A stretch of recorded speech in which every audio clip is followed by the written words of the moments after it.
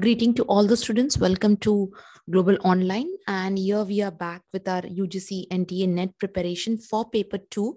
That is the topic OB, which is your unit 2 as per the syllabus. And yes, and we are going to start OB unit from today. And this is the first lecture of OB unit. Previously, we have completed HRM topic. We have also completed management topics. You can see the links in the chat box for the references. And the topic of today's lecture is OB behavior, that is significance and theories. So what is an agenda for today's lecture? We are going to start the agenda or the objective of today's lecture. We are going to start with the meaning of OB. We will just check what are the importance of OB. Then we will go with various disciplines of OB. We have various models of OB, process approaches of OB, and few of the theories. Okay, theories are going to still continue in the next class, but we will see today some theories. Now, yes, as you all are aware that we have started our management classes, video lectures from 1st of Jan 2022. So how these batches or how these classes are going to help you out, let's have a look at that also. So we have paper 2 basically for management, commerce and economics. Now how we also have our app that is called as Global Line, and how this is going to help you out. You'll be having 100+ video lectures for the topics. You'll be having notes in the PDF format. You'll be having previous year solved question papers. Mock test will be there after the completion of the syllabus. Previous year solved question papers will be 5 years question papers, which will be given to you, and we have a fees for this is 5,000 rupees, but with this paper 1 will be completely free. And you, in case if you have further queries or any doubts or any details, you can get in touch with the given WhatsApp number. Now we have we'll start with we'll start with our unit, that is management. And as I said, this is a syllabus for OB. We are going to understand the significance and theory. Then we have to see individual behavior in the form of personality, perception, values, attitude, learning, and motivation. Group behavior, that is team building, leadership, group dynamics. We have interpersonal and transactional analysis, organizational culture and climate work, force diversity and cross culture, organization behavior, emotions and stress management, and then justice and whistleblowing. Apart from this HRM, as I said, I have already completed HRM part. Okay, so let's start now with organization behavior. So what is basically OB? So first of all, the acronym stands for organizational behavior, which is defined as understanding, predicting, and management of human behavior. So please remember, in this we are going to focus more on what the behavior of an human, both individually as well as in a group, that occur within the organization. It means internal and external perspective are the two theories of organizational behavior, which can be viewed from organization's point of view. So in this particular tutorial or a class, you can say, we will be learning in detail about the theories. As well as there are, apart from this, there are major important factors that are affecting OB, and the working environment being the base of all the three factors, they are known as the determinants of OB. So in case if you get, what are the determinants of OB? So there are three determinants of OB. That is people, it means in the form of employee, structure which exists in an organization, and technology. So this thing also, please keep in mind. Maybe you can get one odd man out, but there are only three determinants: people, structure, and technology. Now let's little bit understand the importance of OB in an behavior in an organization. So while working in an organization, it is very important to understand the behavior of others, as well as, in order to understand them, in order to get the work done from them, in order to make them work. So it's very important that we need to understand each and every behavior, so that we can understand the behavior, we can maintain a healthy working environment, and we can adopt or we can achieve the goal of the organization. And hence for that, OB is important. Now how? Let's see. So OB helps in explaining the interpersonal relationship between the employees, as well as, within the organizations, between the employees and between the management. So OB plays a very, very important role. Next, it predicts the individual behavior that can be explained. So you'll understand what exactly your employee is up to, so that you can take certain necessary steps It balances the relationship between an enterprises by maintaining effective communication. Yes, so in OB, communication also plays an important role, because with that only you are going to understand the behavior. It helps in marketing. It helps the managers to encourage the subordinates either in the form of leadership or in the form of motivation. Any changes within the organization can be made easier. It helps in predicting the human behavior. It, I mean to say, and apply the same to achieve the organizational goals. It helps in making the organization more effective. Thus, studying the organization behavior will help in recognizing the patterns of the human behavior and will help them to perform better, and indirectly or directly will help to achieve the organizational goals. Okay. Now, let's understand there are various disciplines of OB. So like if you can see, we are going to see each discipline and how these disciplines, they are the behavioral science, you can say, which contributes in an organization with the help of unit analysis, and there is an output. So unit analysis, when I say, that is in the form of individual, group or organization system. Now how this, how this contribution or how these disciplines work. So we know that OB is organizational behavior can be, affected by different sciences, behavioral science, such as psychology, social psychology, sociology, anthropology. So now when we say psychology, the science that seeks to measure, to explain, and sometimes change the behavior of humans and other animals. So obviously here we are going to focus on humans. Like for example, your employees are getting, fatigued, your employees get stressed, your employees are bored, they are getting into boredom. It is like, they are not, they are fed up of this monotonous work. So the contribution can be in the form of what? In order to, give a output, I mean to say, to understand the output of this, you can contribute the organization employees in the form of learning, motivating them, understanding their personality, emotions, perception, training, leadership, job satisfaction, individual decisions, performance appraisal. So this is the work stress, work design. So you can help them in order to get a contribution in a different form. Social psychology, which talks about study of people in relation with the fellow human beings. So like for example, when they are dealing in groups, okay, what type of behavioral changes, attitudinal changes, process, communication, what type of things are needed, one can will understand, and accordingly will take the I mean to say, will take the efforts to change that. Then sociology is something which talks about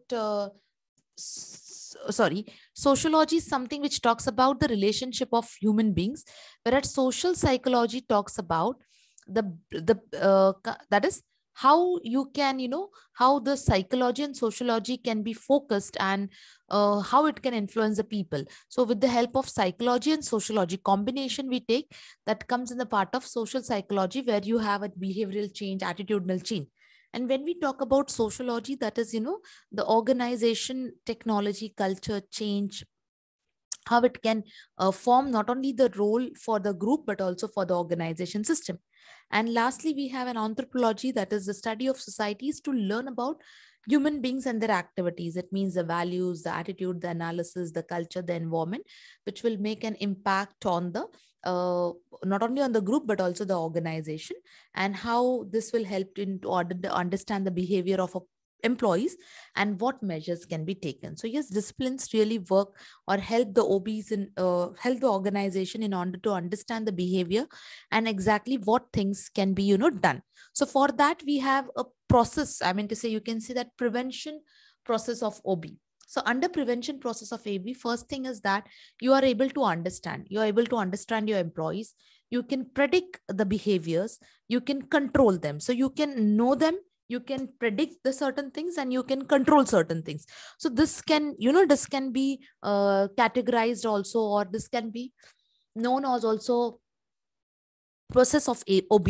So which will help you not only to understand your people, interrelate with them, but also help to understand their patterns of behavior, the effect and the cause and effect on the relationship in the organization, and to control the behavior. Like for example, to get out the solutions, to get to be influenced, or how it can be influenced.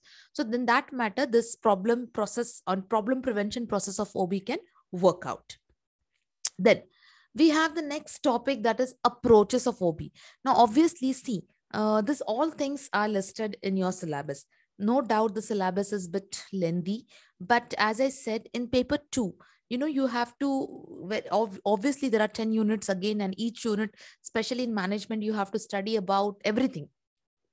You have to study about operations, finance, marketing, also HR also. But you have to, so keep it up to the point, understand the concepts very well, do the practice of MCQs on daily basis. So like, for example, today you're doing a topic of OB, so focus only on the practice questions of OB. That's how you're going to build up a cycle of your studies, and that's how you're going to help yourself in order to crack your examination. So when we talk about approaches to OB, so these approaches, what are the basic approaches? They are divided into 4. That is human approach. Human resource is also called as supportive approach, contingency approach. You can call it as the productive approach or the result-oriented approach, and a system approach. So when we say human resource approach, it recognizes the fact that employee grow and develop, and the development of the employee can be encouraged and supported. Okay, so it can be encouraged and supported towards achieving high levels of competency, creativity, or high levels of leadership roles, which can help the organization to process or lead in a best way. When we talk about contingency approach, it talks about different material behaviors that are required by different environments for the effectiveness. So when I, like, for example, contingency is nothing but a situation. So the situations, based on the situations, the outcomes or situation and outcomes are, influence. So they can be, about the all the knowledge about the people, current people in the organization, and according to the situation, they can work out. Result-oriented or productivity approach,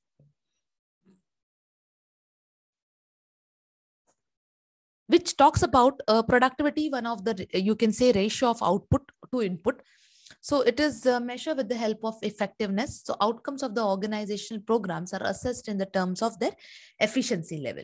System, that is all parts of an organization interact in the complex relationship. So like, for example, we can say that, the organization has, 4 kinds of inputs. Like, for example, material in the form of humans, in the form of finance, in the form of information.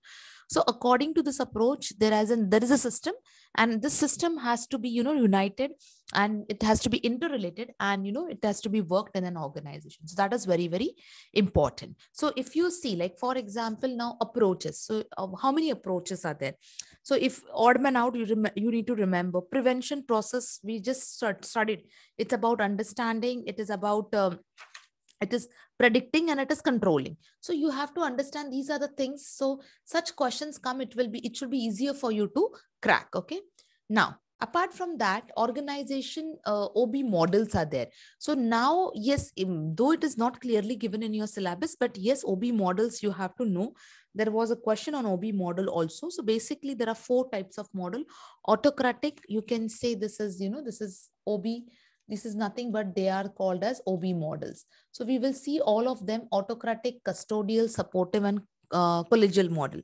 So when I say autocratic model, the word itself indicates it has power. Custodial, it has economic sources in the form of, custody. Supportive, that is a leadership, and collegial, it means a partnership. What type of managerial orientation is done with the help of autocratic? That is, authority is, reflected. Custodial, you can say money or some important things which are not to be disclosed, and the person has to be a custodian of those things. Supportive, in the form of a support or assistance, and collegial, it means in the form of teamwork. Employee orientation, employee has to be obedience and autocratic, security and benefit when custodial, job performance with respect to supportive, and collegial, it is with respect to behavior, responsible behavior. When we talk about the psychological result, so autocratic, the dependence is more on boss. That's how it works out. Custodial, it is on the organization. Supportive is on the participation level, and collegial, it is on the form of self-discipline maintained by an employee. So when we talk about employee needs which are met with the help of autocratic, that is subsistence. Subsistence, it means basic needs. In custodial, the security needs. In supportive, the status and recognition needs. Whereas in colloquial, it talks about self-actualization. Self-actualization, wherein you can get, assistance or a time to do something which you have not done it before. Performance result, when it comes to autocratic, it is minimum. When it comes to custodial, it is passive. It is cooperation. Supportive, it is awakened drives. And when we say colloquial, it is, the enthusiasm level. Okay, so this also you need to keep in mind very well.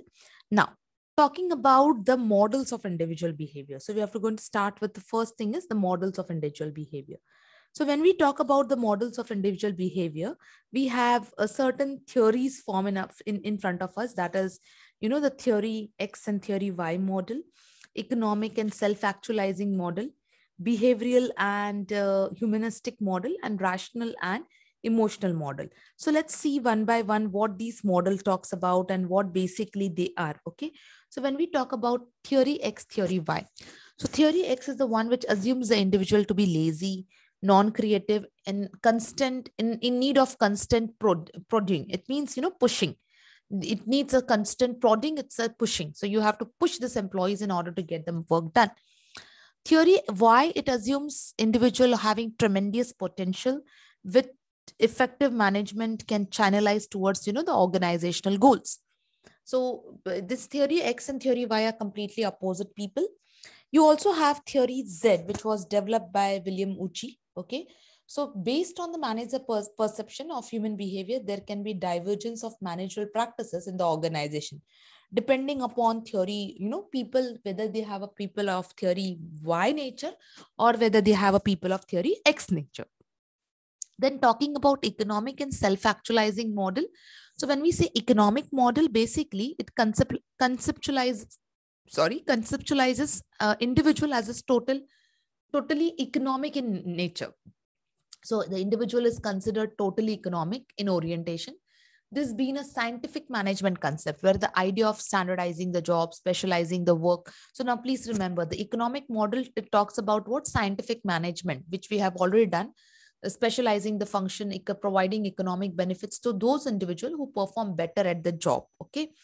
Self-actualizing model, which talks about basically the model assumes that individual is motivated by the opportunity to grow, to become mature, to become whatever they are capable of. Here, the individuals are thought to crave for personal growth, job competency, as well as fulfillment and self-actualization.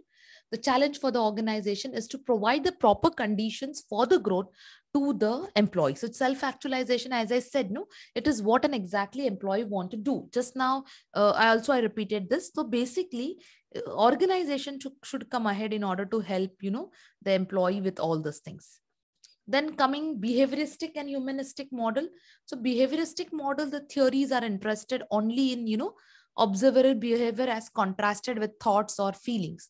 The model holds that the behavior is environmentally determined. It means individuals can be described solely, only and only on the terms of behavior, only and only on the terms of what?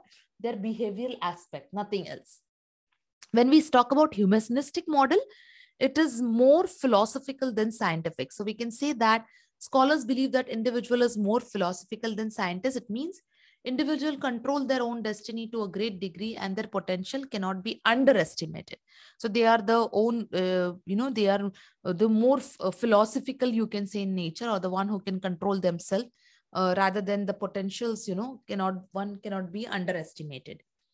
Then when we talk about rational and emotional model is the one which talks about, having the characteristics which are completely with rational entity. Now, what does it mean? So it means that the individual is assumed to collect all the relevant information, analyze the data, arrive at a solution for the problem which has come. So that is an individual is perceived to be highly rationally and with a rational entity. A status. Humans are therefore considered to be deliberate, serious, and computational. Okay, or you can tell as a computational characteristics form of. When we talk about emotional model, it is about the individuals which are understood with the help of emotions. That there are times, most of the times, they are unconscious decisions. According to one of the management scholar, the humans are irrational and emotional due to the constant conflicts of their, you can say ID, that is ego, or you can say because of their super ego. So that we are going to this now, ID and super ego, we are going to check in your, I mean to say personality also. But in case if you want me to give an explanation right now, so ID talks, it is a Latin word, it means, it. So ID, it's the component of a personality. So like, for example, employees reaction, how it can be, like, for example, forming an image, in order to get rid of the tension, or a self-preservation. So that form of nature is called as, the human principle of life. When we say ego, that is it is developed of the ID, because of ID, because of maybe, like, for example, in order to, the necessity for delaying the things in the real world, or to help integrate the person into the society. And superego, the superego judges whether an action is right or wrong, according to the standards of the society. So if in short, if I say, ID seeks pleasure, ego tests reality, and superego strives for perfection. I'll once again say that ID seeks what? Ego. ID seeks pleasure, ego tests the reality, and superego strives for the perfection. Okay, I hope this is very clear. We spoke now about theory X, theory Y model, economic and self-actualizing model, behavioristic and humanistic model, rational and economic model. So, these are the models of human individual behavior, and you should be aware of it. Okay. Then we had, we have the next part is the theories of intelligence. So now from here, we are going to, from individual behavior, we are going towards what? Theories of intelligence. So now when I talk about the theories of intelligence, first of all, let's understand that there are how many kinds of intelligence. So there are two kinds of intelligence. One is the general, which is denoted by the G factor, and one is specific, which is denoted by S factor. So when I say general, it is said to influence performance on every aspect of intelligence, every aspect. Okay. So like, for example, here it is written, psychologists believe that there is a construct that accounts for overall differences in intelligence among the people, which is known as intelligence, general intelligence. Like, for example, the vocabulary, the memory, the naming of the objects, repeating the sentences, general. But when I say specific, though, there is also an evidence for specific intelligence denoted by S factor, to a particular ability or a skill, maybe including creativity or intelligence, like that. Okay. So now we are going to talk about theories of intelligence. So first theory, that is Gardner's multiple intelligence theory, where we had the type of intelligence in the form of linguistic intelligence, logical, mathematical intelligence, musical. So these are the types. And this is the description given for them. So when I talk linguistic, it is the language, okay, which is used by the poet, the writer, the public speaker, the native storyteller. When I say about logical, and yes, you have to remember this very well, because this really can form the set of questions. When we say logical and mathematical, it's about numbers. When we talk about musical, it is basically to create ability to create, synthesize the music. Okay. Spatial intelligence, which talks about visualize the relationship of an objects or movements, okay, in the form of painters, the architect, the chess players. Kinesthetic, that is your body movement, your body control. Interpersonal, that is your emotions, the emotions with respect to the motive with respect to emotions. Intrapersonal, that is yourself, okay, emotions of yourself. And naturalistic, that is the ability to discern the pattern, in the nature, like the zoologist or the botanist. So the one who was very close to the form of nature. Okay. Now, next one which we have is, so right now what we are doing theory of intelligence. Now see, let me tell you one thing. If you go to your OB syllabus, now they have just written significance in theory. They have not stated, but the reason to make all this theories, so this, at least this will help you to understand, what is the sequence. And based on the previous year question papers only, the notes have been made so that you can understand what exactly you need to learn out of all this. Fine. So next we have is the Sternberg's triaxic theory of intelligence. Okay. Now it talks about three aspects. It means three aspects of intelligence, which are as follows. That is, the first is the analytical, then we have is the creative, and third is the practical. So when we talk analytical, that is componential. When we talk creative, that is experiential. Then we talk practical, that is contextual. So when we say analytical, it means prior knowledge for solving either the problems, to learn the new information, judgments, or evaluation. When we say creative, that is experiential. It talks about unique situations. It talks about novel situation. When we say practical, that is contextual. It talks about adapting the environment, changing as per the environment, or selecting the new environment. So you should know that what are the three stages under Sternberg's what are the three aspects, and under that aspects, what are the aspects famous for? Analytical, creative, or practical is famous for what? So you should remember this. Okay. At the same time, now this intelligence I've been measured. Sorry. Okay. Okay, fine. I think the next intelligence theory is still here only. I have the same half part of intelligence, which I definitely will take in the next class. As I said that now from today onwards, every day I'll try my level best that, one videos come so that it will be easier. Along with your paper one, you can even talk about your paper two, learn it, and you can be confident day by day with your paper two also. Okay. Yes. Apart from this, as you all know that Global Online also has UGC NTA Net Paper 1 course, which consists of live lectures, video lectures, notes in the PDF format, previous year question papers with a solution, mock test after the syllabus completion, and the detailed contact numbers. Details for the contact, for any details, contact number is mentioned. You can get in touch. Fees is rupees 2,000. We also have a Global Online app. Coupon code is applicable for first 20 students. If it is, you have to just hurry up in case if you want to avail that concession rates, because as it is restricted to the number of students.